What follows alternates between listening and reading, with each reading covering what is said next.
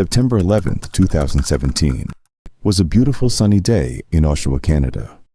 A fisher grandfather has promised his grandson he will take him fishing.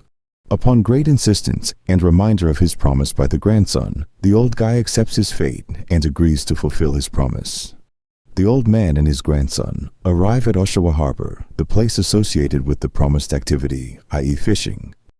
The two of them are having a great time for a while, but after a few hours, it becomes quite hectic, as it is a hard day, and it seems like the fish are in no mood to get out of water today. They are on the verge of giving up, when suddenly the fishing rod tends to feel heavy. They pull it, but it becomes harder and harder to pull. They thought this was finally the payback of nature in the form of some big fish.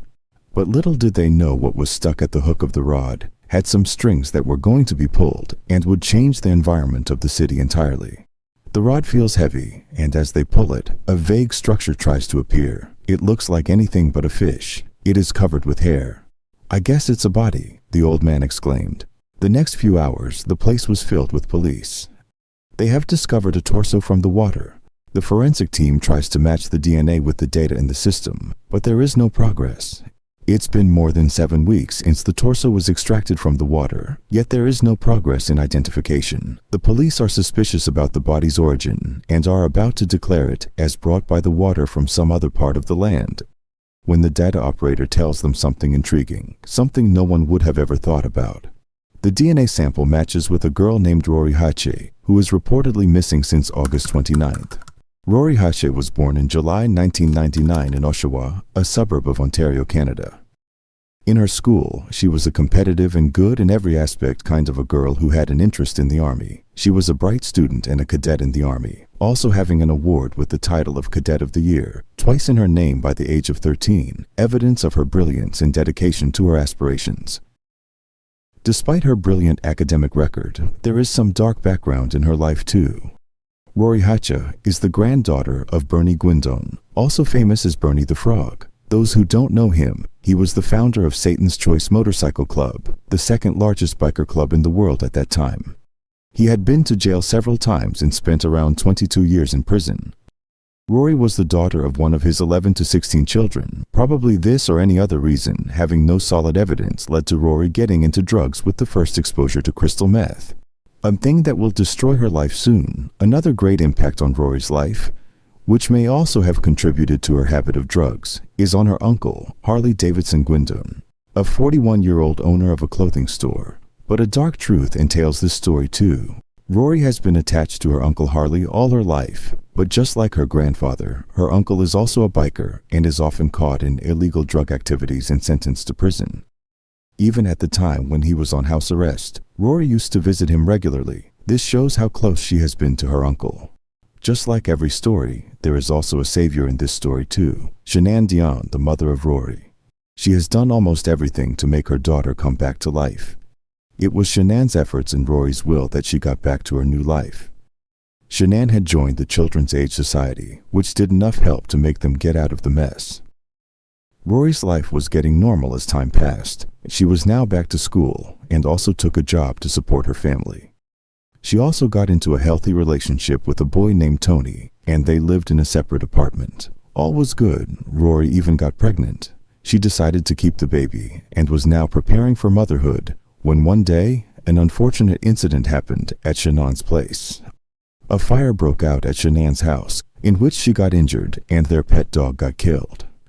This was a triggering event for Rory, and her colleagues at the youth center mentioned that in the last few days, she started acting strange, as if she was on drugs again. Harley, her uncle, also in a statement said that when the last time he hugged Rory, it felt like something was wrong with her, as if they were meeting for the last time. And finally, the night after which no one ever saw Rory alive. It was August 29, 2017, when in a nearby hospital's CCTV footage, Rory was seen sitting for 15 minutes. In that footage, it looked like she had a mental attack, but she didn't meet the doctor and left. That was the last time Rory was seen alive. A missing report was filed, but there was no sign till the day a torso was discovered at Oshawa Harbor, although the DNA of the torso and the missing Rory Hache were matched yet.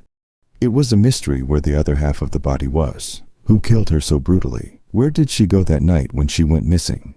All these questions bothered the police as well as the family. Police found Hashay's torso at the Oshawa lakefront in September. Since the case was highlighted, the people also took great interest in this. The police were investigating, but there was no solid evidence that could take the police into a direction. It was December 28, 2017, when the police received a call that would now change the course of the whole investigation. A plumber who was called for the routine work of clearing the drainage pipes found something strange in the pipes of the house he was working in. Communications. Hi there, how are you? Good, you? Good, thanks. I'm a plumber and I'm on site for a job. We've got we're snaking a drain, and we've been pulling back. We probably pulled back about 10 pounds, 15 pounds of it looks like flesh type of stuff, meat. And we started to snake, and we've been working at it for 3-4 hours now, right? Oh, okay. And we can't get it clear, but we keep pulling back chunks of whatever the hell it is. The police arrived at the place and found a weird-looking man owning the apartment. He was named Adam Strong, born in 1972, was 45 years old at that time. When the police confronted him, he openly admitted to having flushed the body through the drain. It shocked the police, and they took him into custody. What was even more shocking for the police was that when they were taking him to the interrogation, he even said, "Look into the freezer too. There are also some parts preserved." It was true, the police extracted different parts of the body, including the head. On the neck, there was a tattoo that read, "Alive," the same tattoo Rory had had. Her autopsy stated that there were multiple facial injuries and fractures, but the cause of death was not specified. Another revelation was that she had been on drugs too. Although there was uncertainty about the cause of death, one thing was sure: she had died in a miserable condition. Now was the time for interrogation. Adam Strong refused to answer the question of murder. However, he did admit that he dismembered the body. The first few hours of an 11-hour video was shown capturing an interview between a police polygraph expert and Adam Strong. At first, the 48-year-old seems relaxed, almost upbeat. But 2 hours in, he eventually admits that he dismembered Rory Hashay. Do you see how upset I am? No, you're pretty calm. Under the circumstances, I'm a little concerned how calm you are. He was quite talkative at first, but when it got to the actual interrogation, he would deny any such allegations. Also, one thing that intrigued the police was the calculated answers, which could not provide enough evidence against him. The police were now to find the truth by some other means, so they went again to the apartment. This time they thoroughly searched it and found multiple things that were enough evidence for a solid case. They found in the messy apartment a hammer, which also had the DNA of Rory, and a pair of shoes belonging to Rory that had blood spatters on them. But the most important one that led the investigation into a whole new phase was the knife. This was a special knife used for peeling the skin of animals. The forensics of this knife led to a discovery. The new shocking discovery was that the knife not only had one but two DNA traces on it. One was Rory's, and the other of a girl named Candace Fitzpatrick. Candace Fitzpatrick, born in 1989, was 19 years old when she died or got killed. The data revealed not much information about Candace, but a few points that were important and linked the two cases in some way. Were some similarities between the two girls. Number 1, both had drug addiction, and number 2, both were teenagers. The report stated that Candace had been missing since March 2008. Although Candace's DNA was found, her body was yet to be found. On the other hand, Strong made contradictory statements. At first, he denied having murdered Rory, but admitted to having dismembered her body. At another place, when asked about Candace, he was more focused on Rory and did not answer related to Candace. Lastly, he did admit to having known the two ladies, but did not specify the cause of the murder. He was also very cautious with his words, and never in any of his statements admitted to having murdered either of the two. At one point in the interrogation, he even said that it was his clumsiness and procrastination that he disposed of the body in the house drain, and not a proper place. He also said that had he not wasted time in procrastination and disposed of the knife, he would never have been caught. He also expressed his surprise at the discovery of the torso at the lake. Tell somebody not to go in your freezer, we'll make them go in. Exactly! Although there was no strong evidence of him killing the two of them, his statements and the evidence were enough for the court's decision. The court held the trial, but beforehand, the background of the suspect was to be kept in mind.